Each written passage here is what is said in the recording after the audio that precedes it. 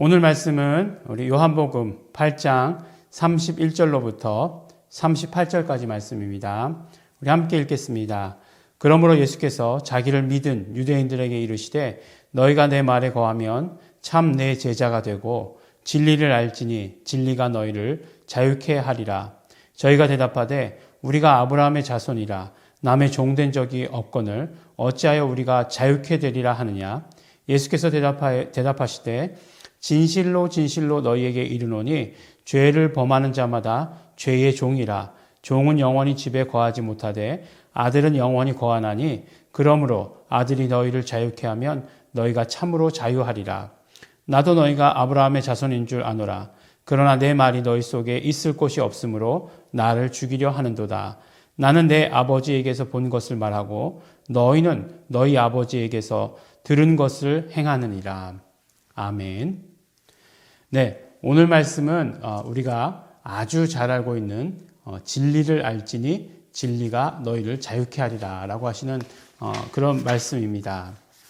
우리가 이 말씀을 들으면 이제 진리가 무엇인가에 대해서 질문하게 되고 그 다음에 또한 자유라고 하는 것이 무엇인가라고 하는 것을 생각해 보게 됩니다. 왜냐하면 진리를 알지니 진리가 너희를 자유케 하리라 라고 이렇게 예수님께서 말씀하셨을 때 이 사람들이 진리에 대해서 진리가 무엇이냐라고 질문하지는 않습니다.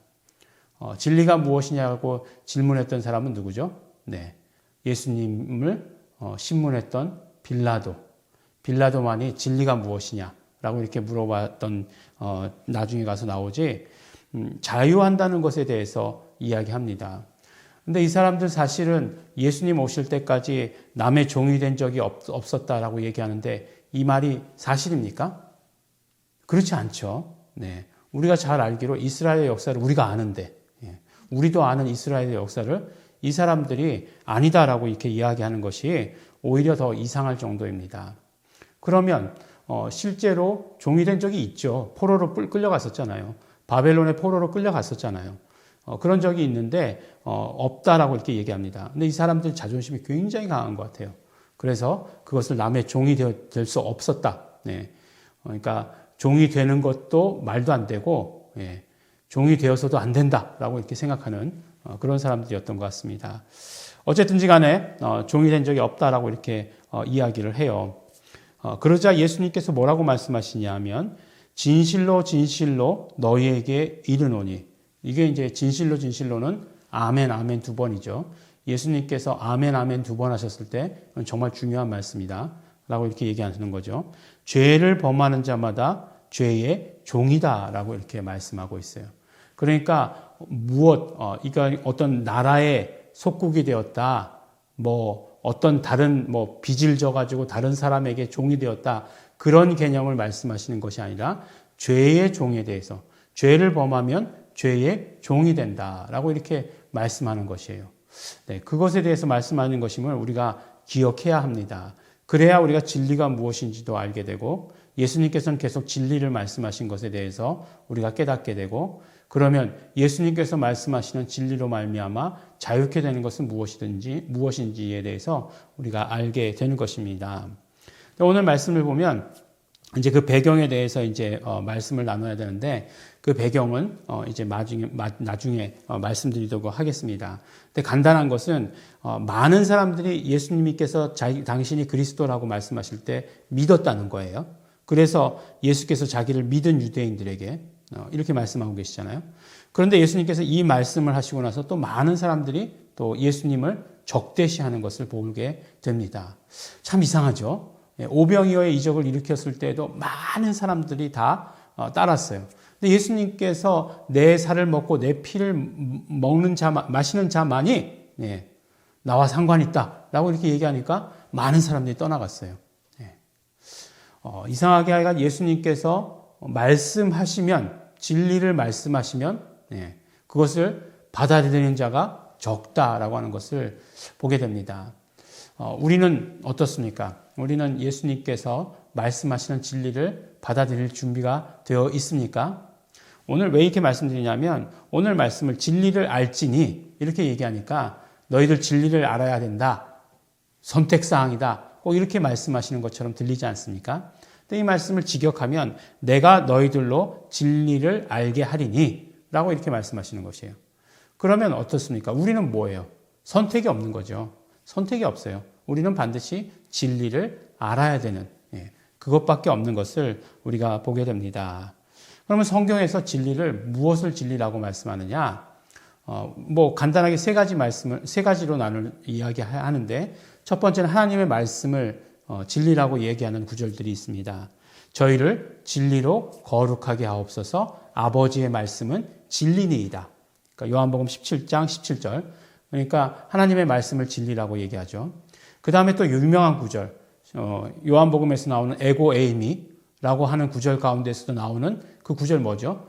바로 내가 곧 길이요 진리요 생명이니 라고 말씀하시면서 예수님이 바로 진리시다라고 이렇게 말씀하시는 요한복음 14장 6절 말씀에 그렇게 나오죠. 그렇게 말씀하시는 것들이 있습니다. 그러니까 하나님의 말씀이 진리고 예수님께서 진리시고 그 다음에 우리가 계속 요새 말씀 가운데 여러 번 말씀 나눈 기억이 있는데요. 무엇이 진리죠? 네, 그렇죠. 성령님이 진리시죠. 성령님을 뭐라고 표현하고 있습니까? 진리의 성령 이렇게 얘기하고 있지 않습니까? 14장 17절에 요한복음 14장 17절에 저는 진리의 영이라 말씀하시고 계시고 15장 26절에는 진리의 성령님 이렇게 말씀하고 있는 것을 보게 되는 것입니다. 그러면 이제 진리가 무엇일까라고 이렇게 고민해 봤을 때 진리는 오늘 말씀 가운데 뭐라고 말씀하시냐면 자유케 하시는 것이다 라고 이렇게 말씀하고 있거든요. 그러니까 진리는 자유케 하는 것이다 라고 하는 것을 우리가 알아야 됩니다. 진리는 어쨌든지 간에 자유케 하는 것이다 라고 하는 것을 알 수 있어요. 근데 사도 바울이 로마서 8장 1절 2절 말씀해 보면 이렇게 말씀하고 있죠. 예수 안에 있는 생명의 성령의 법이 죄와 사망의 법에서 너희를 해방하였습니다 라고 이렇게 말씀하고 있어요. 예수 안에 있는 자에게는 결코 정죄함이 없나니 예수 안에 있는 생명의 성령의 법이 죄와 사망의 법에서 너희를 어떻게 했다고요? 해방했다라고 이렇게 말씀하고 있습니다. 그러면 결국 진리가 자유케 한다라는 말씀하고 예수 안에 있는 생명의 성령의 법이 해방하였다라고 하는 것, 죄와 사망의 법에서 너희를 해방하였다라고 하는 것 같은 말씀 아니겠습니까? 같은 말씀이라고 우리가 생각되어지죠. 그러니까 사도 바울은 진리가 자유케 한다라는 말씀을 어떻게 해석했느냐? 예수 안에 있는 생명의 성령의 법이라고 이렇게 해석을 한 것이에요. 그러니까 그것이 자유케 한다. 진리가 자유케 한다. 우리가 이렇게 성경에서 찾아보면 진리가 결국 예수 안에 있는 생명의 성령의 법이다라고 하는 그 말씀을 우리가 알 수 있는 것이죠. 그러면 아주 간단히 줄여서 진리를 무엇이라고 말할 수 있느냐? 결국 진리는 바로 법이다라고 하는 것을 알 수 있게 되는 거죠. 어떤 법이냐? 예수님께서 이 땅에 오실 때 가지고 오신 법이죠. 요한복음 1장 14절 말씀이 육신이 되어서 우리 가운데 거하심에 우리가 그 영광을 보니 아버지의 독생자의 영광이요 은혜와 진리가 충만하더라 라고 이렇게 말씀하시잖아요. 그러니까 말씀이 육신이 되어서 우리 가운데 거하실 때에 그때에 가지고 오신 예수 안에 있는 생명의 성령의 법이다 라고 하는 것을 성경을 모두 다 합하면 우리가 이해할 수 있게 되는 것이죠. 그러니까 예수님이 가지고 오신 예수님 안에 있는 생명의 성령의 법.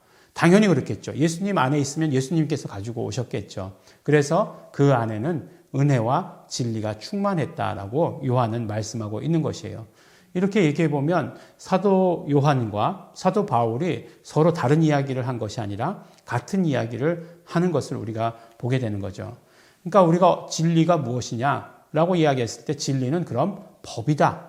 사도 바울이 이야기한 것을 인용해 와서 진리는 법이다 라고 하는 것으로 이해하면 쉽습니다. 그런데 어떤 법이냐? 진짜 자유케 하는 법이다라고 하는 것이에요. 그러면 어떤 법이 진짜 자유케 하지 못했느냐? 그렇죠. 하나님께서 우리에게 주신 법이 세 가지가 있지 않습니까? 첫 번째로 어떤 법을 주었냐면 모든 피조물들에게 주신 법이 있어요.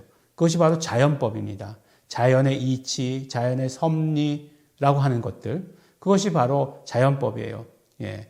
우리가 태어나면 나이가 들면 죽어야 되는 법. 그리고 물은 위에서부터 아래로 내려가는 것. 예. 어저께인가 언젠가 텔레비전을 보니까 강물을 어떤 물도 거슬러 올라가는 물은 없다. 예. 흘러가는 세월을 거슬러 올라갈 사람은 없다. 라고 이렇게 얘기하지 않습니까? 모두가 다 인정하죠. 예. 자연법입니다. 자연법은 그렇습니다. 그 다음에 두 번째, 이스라엘 백성들에게 주신 법이 있어요. 그것이 무엇이냐면, 결론부터 말씀드리면 율법이에요. 율법은 어떤 하나님의 기준이에요. 사실 자연법에는 어떤 기준이 다 각자가 달랐습니다. 자기 양심이라고 얘기하죠. 내 양심에 오르면 옳은 것이었어요. 근데 그건 굉장히 무서운 것이에요. 그렇죠? 왜 무서운 것이냐? 각자 다 양심이 다르기 때문입니다. 그런데 각자 그 양심이 다른 것을 통해서는 어떤 약점이 있냐면 죄를 죄라고 얘기할 수 없는 거예요. 예. 어떤 상황에서는 죄가 되고 어떤 상황에서는 죄가 되지 않을 수도 있는 거예요. 네. 그렇기 때문에 하나님의 절대적인 기준을 내려주신 것이 무엇이냐? 율법입니다. 율법. 하나님께서 이 법을 말씀하심으로 말미암아 율법을 주셨어요. 근데 이 율법에는 단 한 가지 약점이 있어요. 어떤 약점이 있냐면 용서가 없다는 것입니다. 율법은 법이에요. 하나님께서 허락하여 주신 법이에요. 그 자체로 선합니다. 그런데 중요한 것은 무엇이냐면 율법을 범하면 그러니까 율법을 범하면 죄가 되는 거예요. 근데 죄를 범하면 용서가 없습니다. 오늘 예수님께서 말씀하신 대로 율법을 범하면 죄의 종이 될 수밖에 없다라고 하는 것이에요. 그런데 예수님께서 가지고 오신 이 법, 진리에는 무엇이 있느냐? 바로 용서가 있다는 것입니다. 예수님께서 가져오신 이 법에는 용서가 있다라고 하는 것이에요.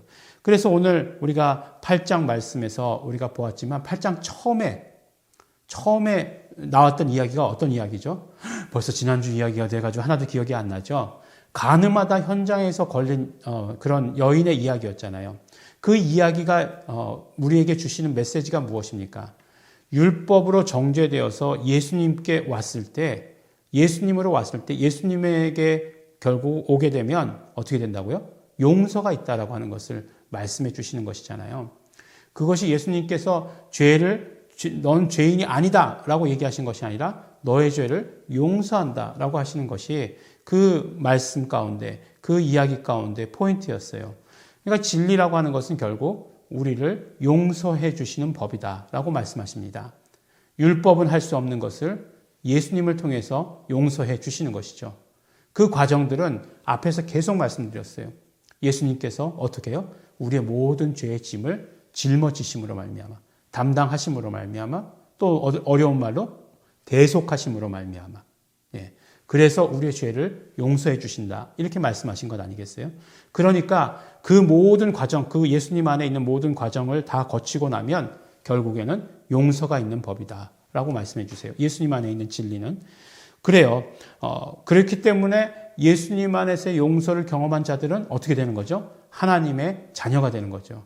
로마서에서는 그것을 하나님과의 화해, reconciliation이다 라고 이렇게 이야기를 합니다. 하나님과 우리가 화해됐다.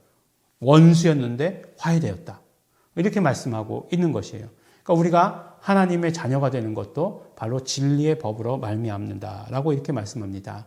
인간이 하늘나라를 어떻게 갈 수 있겠습니까? 지금 한참 이제 우주개발, 우주왕복선, 그런 것에 대해서 오가는데 아무리 그렇다 할지라도 그것을 가지고 우리가 그것을 타고 하늘나라에 갈 수 있다? 네.